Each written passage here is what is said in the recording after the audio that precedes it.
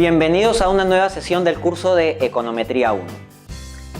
Econometría es una herramienta, ¿no?, que nos permite comprender o, en cierto modo, buscar, estudiar, ajustar relaciones matemáticas, estadísticas sobre la realidad económica. El modelo más básico de la econometría es el modelo de regresión lineal simple. Pero, por supuesto, teniendo una realidad compleja y distintos casos con los que nos podemos enfrentar, requerimos más herramientas, ¿no? Es decir, mal luchador es el que solo sabe utilizar una herramienta. Por lo tanto, en esta sesión vamos a ir más allá del modelo de regresión lineal. Así pues, vamos a examinar lo que son modelos de regresión no lineales, modelos de regresión con respuesta cualitativa o de respuesta cualitativa, lo que es el tema de los datos de panel, modelos autorregresivos o de rezagos, modelos de ecuaciones simultáneas, o sea, con sistemas de ecuaciones, las series de tiempo y los llamados modelos ARMA y ARIMA. Iniciemos pues con los modelos de regresión no lineales. Se dice que un modelo de regresión es no lineal en términos de que no se cumple el supuesto de linealidad. Habíamos visto que el modelo de regresión lineal debe tener linealidad de parámetros, es decir, las variables beta, ¿no?, o alfa, etcétera, que representan los parámetros del modelo, no deben estar elevados a algún exponente. Sin embargo, podría eventualmente suceder esto, que estén elevados a algún exponente. Entonces, si están elevados a un exponente y no se pueden hacer transformaciones para que ello no suceda, estamos ante un modelo de regresión no lineal. De modo que la variable x puede estar en los exponentes mismos. Así tenemos un ejemplo, ¿no? El primer caso es un modelo lineal. Parece raro, sí, porque de todas maneras vemos que hay un exponente y todo eso. Pero si tomamos logaritmos naturales a ambos lados, se puede linealizar el modelo. O sea, a primera vista sería no lineal, pero con una transformación sencilla lo transformamos en lineal. Entonces decimos que es intrínsecamente lineal.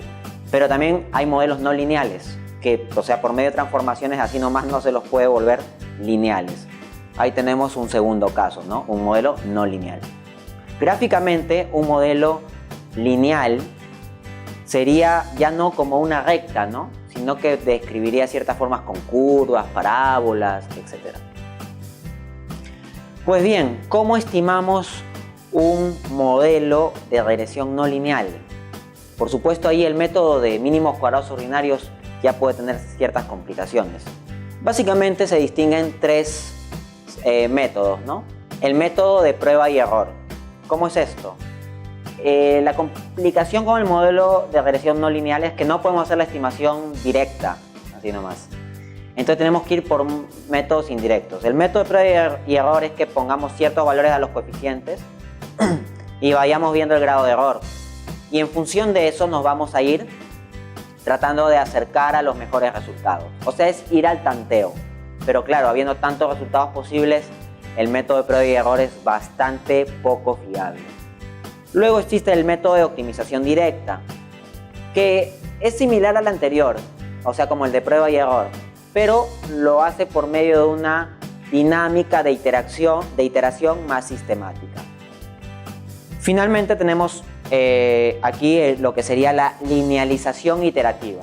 O sea, linealizamos la ecuación inicial, no lineal, ¿no?, en torno a ciertos valores iniciales de los parámetros y estimamos por mínimos cuadrados ordinarios. Y luego, con lo que nos salga, hacemos lo mismo, y hacemos lo mismo, y hacemos lo mismo, y así una y otra vez, que son las iteraciones, hasta llegar a que la diferencia entre los parámetros estimados en la última estimación y la penúltima no es significativa. O sea, para ir reduciendo esas diferencias. De entre los tres métodos, este último es el más fiable por ser también más sistemático, ¿no?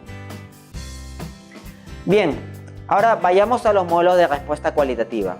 Se conocen lo que es el modelo de regresión lineal, las variables dummy, ¿no? Pero las variables dummy estarían como en el lugar de las variables x, o sea, como variables independientes. Pero ¿qué sucede cuando la variable cualitativa es la dependiente, o sea, la Y?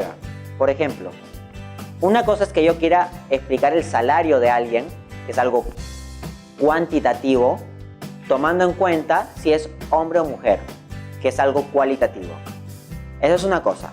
Y otra cosa distinta es, por ejemplo, que yo quiera predecir si es que se trata de hombre o mujer, algo cualitativo, conociendo el dato de cuánto gana.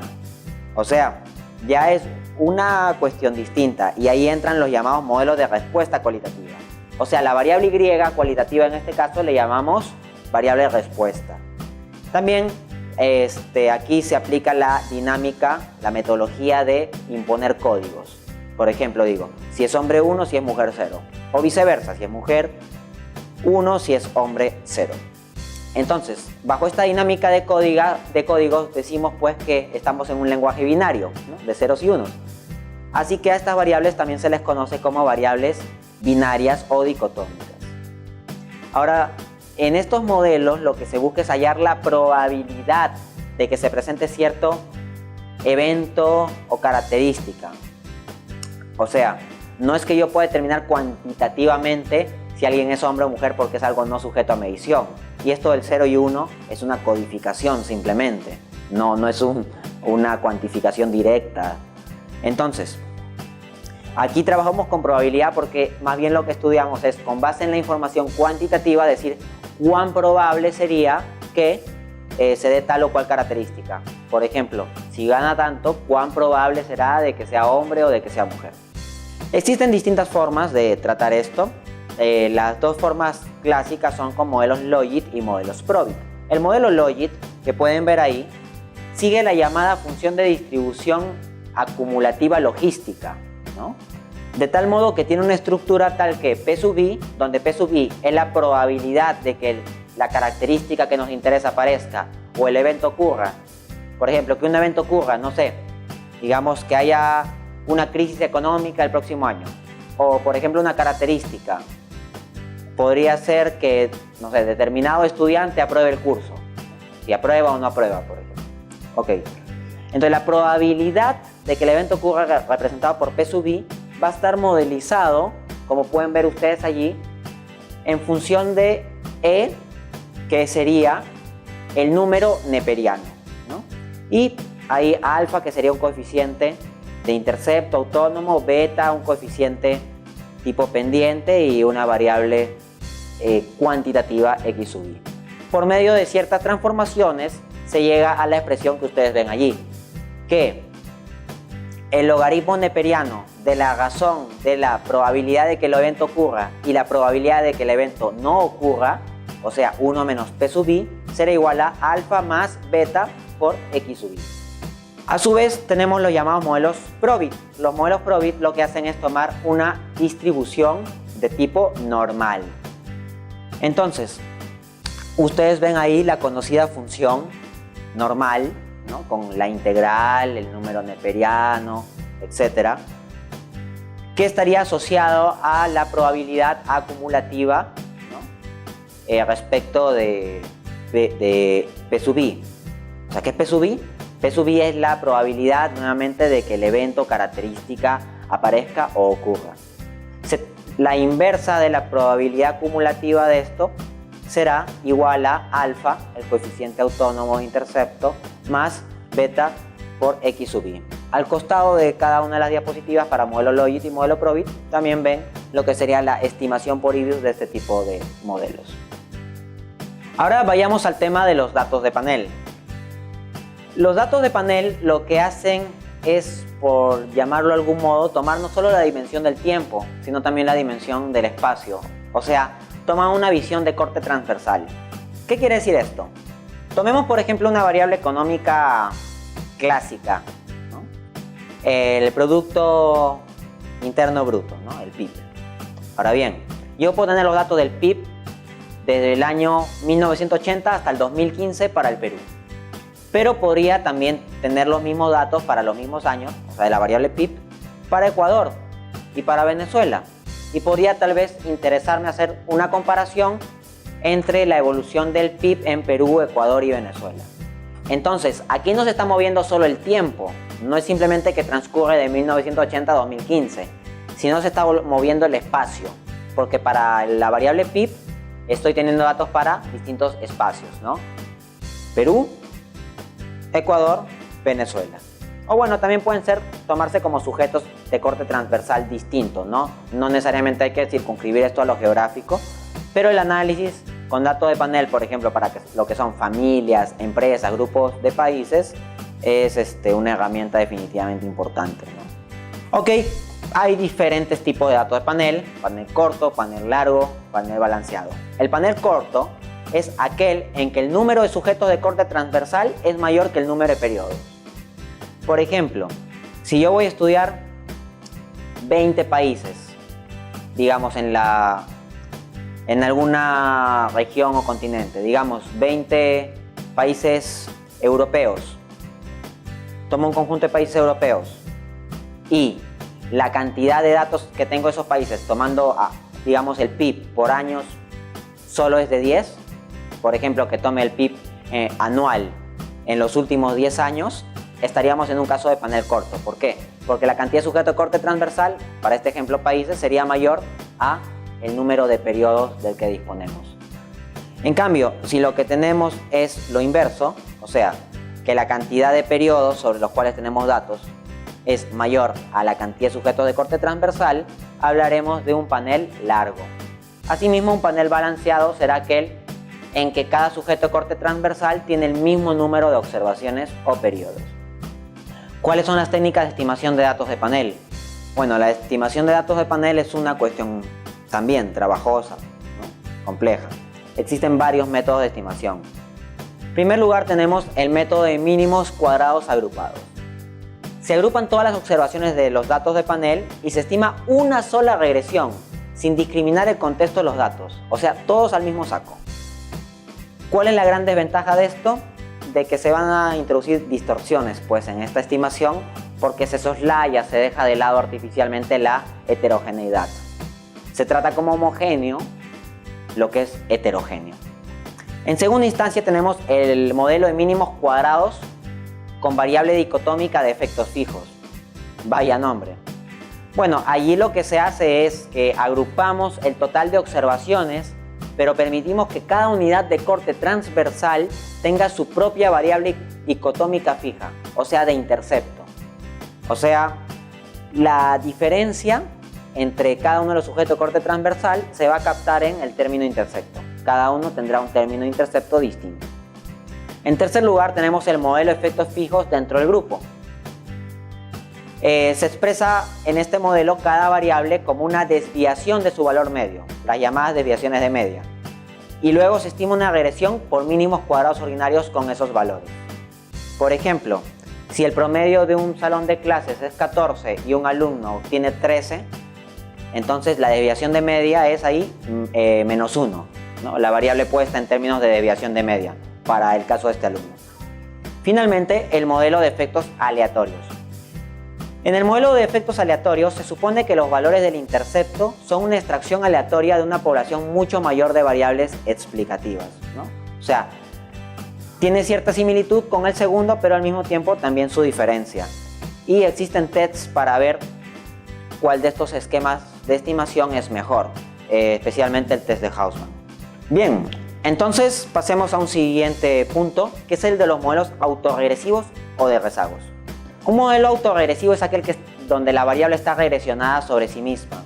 Por ejemplo, si yo quiero estimar el PIB y una de las variables que tomo en cuenta para estimar el PIB es, digamos, el PIB pero del año anterior o de hace 2 años, entonces hablamos de un modelo autorregresivo.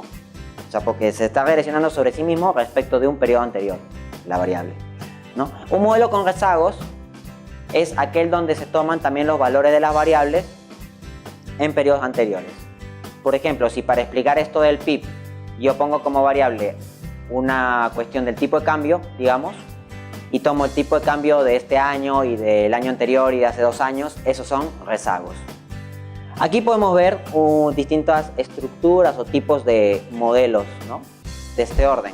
Por ejemplo, tenemos el modelo de rezagos distribuidos de Koik, que parte de un modelo de rezagos distribuidos infinitos. Ahí ustedes ven la estructura. Y sub t va a ser igual a alfa más beta sub 0 por x sub t más beta 1 por x sub t menos 1. T menos 1 significa t es el periodo. T menos 1 entonces un periodo anterior. Más beta sub 2 por x sub t menos 2. O sea, dos periodos anteriores. Y así sucesivamente hasta el infinito. Y luego se agrega pues el error de estimación. Todo lo que hacemos tiene un grado de error. Entonces, sea lambda la tasa de decaimiento del parámetro distribuido, tal que el beta sub k, o sea un beta késimo, sea igual a beta sub 0 por lambda elevado a la k, tendremos que se puede transformar el modelo de Koch para llegar a una expresión como la que pueden ver allí. Luego tenemos lo que es el modelo de expectativas adaptativas. En el modelo de expectativas adaptativas se toma en cuenta las variaciones de las variables en el tiempo y cómo esto se puede relacionar con la expectativa, la esperanza, la previsión que se tiene sobre ciertos valores estables a largo plazo de estas variables. Entonces partimos de un modelo de regresión lineal simple, como el que ven allí, con un x sub t asterisco, donde esto representa a una variable económica esperada a largo plazo. Luego, sea la hipótesis de expectativas adaptativas expresada en los términos matemáticos que allí se ven, tendremos que se llega a la ecuación siguiente, que y sub t será igual a gamma por beta sub 0 más gamma por beta 1 por x sub t más 1 menos gamma por y sub t menos 1. O sea, la misma variable dependiente pero en un periodo anterior, más el término de error. Bueno, en tercer lugar tenemos los llamados modelos de ajuste parcial. Nuevamente partimos de un modelo tipo regresión lineal simple, solo que aquí la variable dependiente va a ser y sub t asterisco, que representa el valor de una variable económica esperada a largo plazo. Luego, sea la hipótesis de ajuste parcial tal que y sub t menos y sub t menos 1, es decir, la variación en un periodo de la variable dependiente, sea igual a la misma variación, pero con los valores esperados de la variable, que es lo que representa el asterisco, ponderados por un factor delta, se llega a la ecuación siguiente, que y sub t va a ser igual a delta por beta sub 0 más delta por beta sub 1 por x sub t más 1 menos delta por y sub t menos 1 más el error de estimación. Algo similar al caso anterior. Finalmente tenemos el modelo de rezagos distribuidos de Allman. En el modelo de rezagos distribuidos de Allman partimos como de un modelo de regresión lineal múltiple, o sea, eso que ven en sumatoria allí es simplemente una forma de agrupar varios variables x con sus respectivos beta, o una regresión lineal múltiple, como decía. Entonces, tenemos que, dado que beta sub i sea igual a alfa sub 0 más alfa sub 1 por i más alfa sub 2 por i cuadrado y así sucesivamente, ¿no? Donde i representa un término de rezago, ¿no? O sea, porque se resta respecto al tiempo. Si ustedes ven la ecuación ahí dice t menos i. Tendremos que, haciendo algunas transformaciones, se obtendrá el modelo transformado de Allman, que es el de la ecuación que allí se visualiza. Pasemos al modelo de ecuaciones simultáneas. Nosotros hemos estudiado las ecuaciones y todo eso, y esto nos lleva a la posibilidad de que haya sistemas de ecuaciones. Entonces, eso que veíamos en las matemáticas generales vuelve aquí a la econometría. Entonces, así como hay ecuaciones de regresiones econométricas, se pueden plantear sistemas de ecuaciones econométricas. Estos sistemas de ecuaciones pueden tener una forma estructural y una forma reducida. Así pues, considerando n variables endógenas y k variables predeterminadas, donde las endógenas serían como las y y las predeterminadas como las x, la forma estructural que correspondería a un modelo de ecuaciones simultáneas podría escribirse como lo que ven allí. Esto configuraría un sistema de ecuaciones, ¿no? Esto es una notación, por supuesto, abreviada. ¿Qué es la forma reducida entonces? La forma reducida se obtiene poniendo esas variables endógenas en función de las predeterminadas, ¿no? O sea, se hacen unos despejamientos y se llegan a expresión de la forma que allí pueden ver. Es decir, despejamos las ecuaciones, cosa que por supuesto tiene su grado de complejidad, ¿no? Estamos hablando de sistemas de ecuaciones econométricas y esto implica un manejo de matrices y todo ese tema, ¿no? Bueno, si se cumplen ciertas restricciones, a partir de la estimación de los parámetros de la forma reducida, nosotros podremos obtener los parámetros de la forma estructural, que es fundamentalmente la que nos interesa. Bien, entonces, ¿cómo estimamos esto? Hay distintos enfoques. Y aquí hablo de enfoques porque cada uno de estos enfoques trae todo un conjunto de métodos. En primera instancia tenemos el enfoque directo, donde cada ecuación del modelo, porque es un sistema de ecuaciones, se estima como si estuviera aislada, sin considerar el resto de ecuaciones del modelo y sin distinguir entre las variables endógenas y predeterminadas. O sea, es todo al mismo saco, ¿no? Por lo tanto, en el método de estimación de este enfoque, el método de estimación por excelencia será el de mínimos cuadrados ordinarios, pero por supuesto habrán limitaciones. Entonces requerimos pasar a un segundo enfoque, que es el de información incompleta. Allí se distingue ya entre variables endógenas y predeterminadas, pero como sucedía en el método anterior, las ecuaciones se estiman de forma individual. O sea, se hace la diferencia, pero se siguen estimando las ecuaciones de modo individual. Bajo este enfoque tenemos el método de mínimos cuadrados indirecto, MCI, y también el método de mínimos cuadrados en dos etapas. Finalmente está el enfoque con información completa, donde estimamos en su conjunto y de manera simultánea todas las ecuaciones del modelo. Ya no una por una, sino en conjunto, en paquete. Entonces, tenemos ahí un conjunto de métodos resaltando el método de mínimos cuadrados en tres etapas. Ahora vayamos a un tema que es sumamente relevante en el estudio empírico, muy importante para hacer trabajos de investigación, tesis, estudios económicos, política macroeconómica, las series de tiempo. ¿Qué es una serie de tiempo? Bueno, una serie de tiempo es cuando tú tienes una variable económica y sigues sus valores a lo largo del tiempo. Por ejemplo, digamos la variable inversión, el monto de inversión en un país. Y tenemos la inversión en el 2000, y el 2001, y el 2003, y el 2004, y así sucesivamente. Una misma variable económica va transcurriendo el tiempo. Esto es una serie de tiempo. En una serie de tiempo se identifican, de acuerdo al esquema clásico, unos 4 componentes. Un componente de tendencia, ¿no? Por ejemplo, hay variables que tienden a crecer sistemáticamente. Un componente de fluctuaciones cíclicas, por ejemplo, que hay crecimiento, auge, recesiones, depresiones, después vuelve a haber crecimiento, auge, o sea, ciclos económicos, ¿no? Entonces hay un factor cíclico que afecta a determinadas variables económicas. Están también las variaciones estacionales. Por poner un ejemplo trivial para que quede muy claro, si yo vendo helados, ¿en qué época vendo más helados? Pues en verano.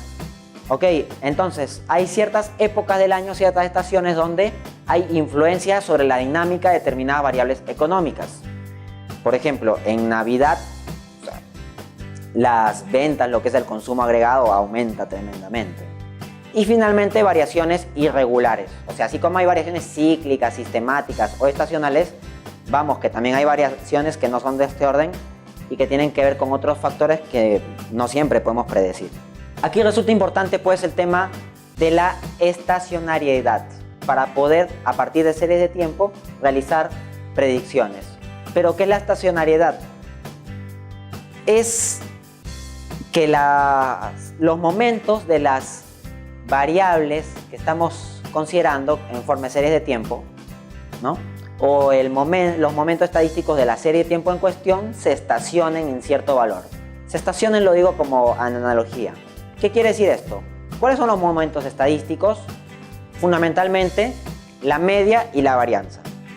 Entonces, estacionariedad lo que quiere decir es que estos momentos estadísticos serán constantes. O sea, aunque pase el tiempo, digamos, para cierta variable, su promedio siempre sea el mismo. Entonces diremos pues que su media es constante. Y si su varianza y su covarianza también son constantes, diremos que la variable, o en este caso la variable como serie de tiempo, la serie de tiempo será estacionaria. Existen dos tipos de estacionariedad, la débil y la fuerte. La estacionariedad débil simplemente requiere que la media sea constante a lo largo del tiempo, que también lo sea la varianza y las respectivas covarianzas. En cambio, la estacionariedad fuerte pone dos cuestiones más precisas. Requiere que la media no solo sea constante, sino que tenga un valor de 0 y que la covarianza tenga también un valor de 0. Ok, entonces tenemos en lo que son las series de tiempo un esquema muy conocido que son los modelos de caminata aleatoria. Un modelo de caminata aleatoria puede tener desvío o deriva o no tenerlo. Un modelo de caminata aleatoria sin deriva o desvío es el que podemos ver primero, modelizado como que y sub t va a ser igual a y sub t menos 1 más el error de estimación. ¿Qué quiere decir esto? Simplemente que el valor que predecimos para la variable para el periodo presente será en función del valor de esa misma variable en un periodo anterior, con por supuesto algún margen de error, donde se asume que este margen de error será de tipo ruido blanco. Entonces, la solución general de este sistema por iteraciones será que y sub t va a ser igual a y sub 0, es decir, el valor de la variable y en el primer periodo que se tome en cuenta, más la sumatoria de los términos de error. Sucede que este primer esquema no es estacionario, porque si bien su media es constante, su varianza no lo es, y eso nos malogra la estacionariedad, ¿no? Es como que yo quiero hacer una rica torta de chocolate y tengo el mejor chocolate del mundo, pero la hago con unos huevos de los cuales uno está podrido. Ese factor me malogra la torta. Igualmente, aquí si cumple la condición de media constante, pero la varianza no lo es, entonces no es estacionario. El segundo caso es caminata aleatoria con deriva o desvío. Aquí al modelo inicial anterior le agregamos un coeficiente autónomo delta, ¿no? Y llegamos a la solución general de que y sub t va a ser igual a t, que representa el tiempo, multiplicando a delta, más y sub 0 por más la sumatoria de los errores. Y en este caso tampoco va a llegar a ser estacionaria en primera instancia, ¿no? O sea, vamos a tener que la media y la varianza dependen del tiempo. ¿Y cómo sabemos que dependen del tiempo? Porque dentro de lo que sería la esperanza de y sub t y la varianza de y sub t, vemos que está el término t, que representa el tiempo. Entonces ya no van a ser constantes a lo largo del tiempo estos valores porque van a estar afectados por el valor de t, el tiempo. ¿Cómo determinamos? Siendo importante la estacionariedad porque nos permite saber si podemos hacer predicciones fiables a partir de los resultados de una serie de tiempo o no, ¿cómo podemos determinar si se cumple o no esta característica? Pues bien, ahí viene el rescate de la llamada prueba de raíz unitaria. La prueba de raíz unitaria se puede realizar por diversos tests. Por excelencia se utiliza el test de Dickey-Fuller aumentado, que contrasta lo siguiente: la hipótesis nula de que la serie sí presenta raíz unitaria versus la hipótesis alternativa de que no la presenta. Lo mejor sería de que no tengamos un problema de raíz unitaria. ¿Por qué? Porque si encontramos que hay raíz unitaria, lo que quiere decir es que el modelo no es estacionario. Y si no es estacionario, entonces ya no podemos hacer predicciones fiables con el mismo. Pues bien, al costado pueden ver el resultado de una regresión o un pantallazo de Ibius de lo que sería la aplicación del test de Dickey-Fuller, ¿no? Aumentado. Y aquí la característica es que van a haber un conjunto pues de estadísticos cuyo criterio para interpretar sería el siguiente: si el p-valor, que ahí aparece como un prop, ¿no? Si p-valor asociado al estadístico de McKinnon es mayor al nivel de significación elegido, no se rechaza la hipótesis nula, de modo que la serie sí presentaría raíz unitaria, es decir, no sería estacionaria. Entonces, por medio de esta prueba, que se puede realizar en el Ibius, obtenemos unos datos del estadístico de McKinnon, vemos su p-value asociado, comparamos con el nivel de significación que nos interese, por lo general 5%, y vemos si se cumple o no la estacionariedad. Bueno, pasemos entonces a los que son los modelos ARMA, ARMA y ARIMA, que esto está relacionado claramente con lo que son series de tiempo. Veamos, Los modelos ARMA, ARMA y ARIMA tienen que ver con diferentes derivaciones o estructuras funcionales. El modelo autorregresivo es el primero y se lo conoce como modelo AR, una abreviatura de autorregresivo. Entonces, un modelo autorregresivo, como ustedes pueden ver allí, tiene una ecuación. Y sub t va a ser igual a gamma sub 1 más beta sub 1 por y sub t menos 1 más beta sub 2 por y sub t menos 2 más, y así sucesivamente hasta beta sub p por y sub t menos p más el error de estimación.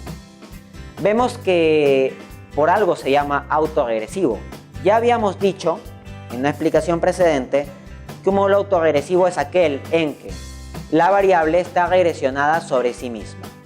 Ahora bien, la variable es y. Y sub t representa la variable y en el periodo t.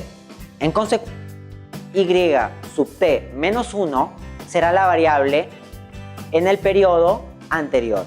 Y sub t menos 2, la misma variable, pero hace 2 periodos. Y sub t menos p, la misma variable, pero hace p periodos. Ok, entonces, si tomamos esto en cuenta, nos encontramos con que la cantidad de rezagos de este modelo autorregresivo, dado por p, es importante de considerar para saber qué estructura tiene para poder modelizarlo, meterlo en el Libius, para hacer estimaciones o escribirlo pues de una forma funcional para expresar algún modelo. A esto se le llama el orden del modelo autorregresivo. Un modelo autorregresivo entonces con p rezagos de la variable y se conoce como modelo regresivo de orden p, cuya abreviatura o notación es ARP. Bien, luego tenemos los llamados modelos de media móvil, que se representan como MA, Mobile Average, ¿no? Entonces, un modelo MAQ, es decir, un modelo de media móvil de orden Q, será aquel en que la variable dependiente y sub t será expresada en función de los errores de estimación con sus respectivos rezagos. Como ustedes pueden ver, ahí está el E sub t o epsilon sub t, ¿no? Que es el error de estimación en el periodo t, en el periodo t-1, t-2 y así sucesivamente hasta que en la última parte ven que es epsilon o sub t menos q, o sea hay q rezagos. ¿Qué es un modelo ARMA? Bueno, un modelo ARMA es cuando tú combinas un autorregresivo con un media móvil, o sea un AR con un MA. La fórmula que ustedes pueden ver ahí para el modelo ARMA es simplemente combinar ambos casos, ¿no? Y como se suman los coeficientes autónomos de cada uno, ya introducimos otra notación para lo que sería el nuevo coeficiente autónomo. Y se denotará esto como ARMA PQ, es decir, de orden P en lo autorregresivo y de orden Q en la media móvil. ¿Y qué es un modelo ARIMA? Bueno, un modelo ARIMA es simplemente un proceso ARMA que requiere ser diferenciado, o sea, tomar su diferencia de un periodo con el otro para las variables unas d veces para ser estacionario. Así se denota como ARIMA PDQ. Para ver cuál de este tipo de estructura conviene para un modelo concreto, un AR, un MA, un ARMA o un ARIMA, tenemos el llamado método de Bose-Jenkins, ¿no? Cuyo primer paso es identificar el modelo, luego estimamos, una vez estimado se hace el diagnóstico, ¿no? Bajo ciertas características de qué tan bien o qué tan mal resultó ese modelo y luego una vez evaluados los distintos tipos se pasa a lo que es el pronóstico, porque un objetivo que nos interesa mucho con las series de tiempo es predecir, poder decir qué va a suceder con el valor de una variable económica en el futuro. En conclusión, pues existen en la econometría varias herramientas útiles que van más allá del modelo de regresión lineal clásico. Determinadas relaciones económicas se ajustan más bien a modelos de tipo no lineal o de respuesta cualitativa, o hay ocasiones en que tenemos datos de corte transversal y debemos trabajar con los llamados datos de panel. Otro esquema interesante son las series de tiempo, donde se estudia la trayectoria de determinadas variables económicas a lo largo del tiempo y nos interesa hacer pronósticos, como ya se dijo, entonces tenemos que evaluar la cuestión o condición de la estacionariedad. Y en este esquema también se pueden encontrar distintas estructuras de modelos como el A, el MA, el ARMA y el ARIMA. Eso sería todo. Muchas gracias.